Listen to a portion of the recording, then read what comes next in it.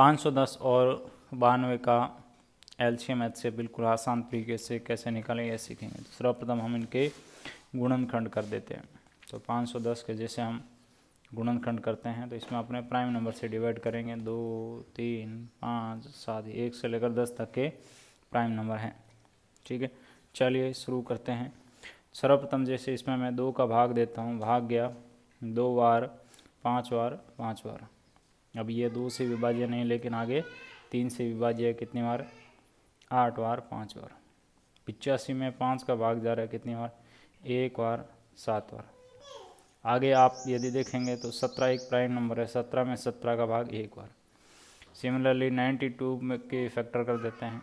इसमें 2 का भाग 4 बार, 6 बार। 46 में 2 का भाग 2 बार, 3 बार। 23 में 23 का भाग आपका 1 बार। तो यहाँ पर आपके गुणनखंड क्या आ गए? 510 के गुणनखंड 2 गुणा 3 गुणा 5 गुणा 17। 92 के क्या आ गए? 2 गुणा 2 गुणा 23। अब हमें क्या चाहिए? एलसीएम और एचसीएफ चाहिए। करना क्या है? बिल्कुल सिंपल है, मैं बताऊंगा आपको ट्रिक से, जिससे कि अधिकतर बच्चों को समझ आ जाए। ट्रिक्स है, इसका फुल फॉर्म याद कर लो। क्या होता है? Highest common factor. कितनी संख्या है? 2 संख्याओं का जब भी एलसीएम एचसीएफ निकाल रहे हैं तो आप इसको ध्यान में रखें। हाईएस्ट कॉमन फैक्टर, एचसीएफ यानी कॉमन फैक्टर लेना है। कॉमन फैक्टर क्या है? ऐसा फैक्टर जो यहाँ भी है, यहाँ भी है। कौन है? 2। उसके बाद 2 यहाँ है लेकिन यहाँ नहीं है। 5 मतलब इतना ही है। ठीक है, तो कितना आ गया?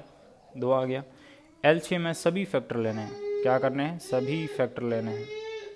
मैथमेटिक्स के लैंग्वेज में उच्चतम घात के फैक्टर लेने हैं।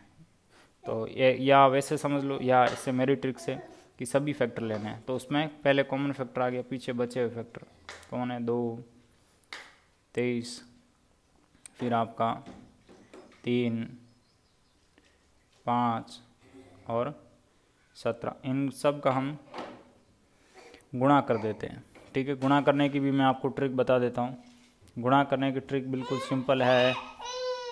जैसे आप देखें तो यहाँ पर आपका 2 गुणा 3 गुणा 5 गुणा 17।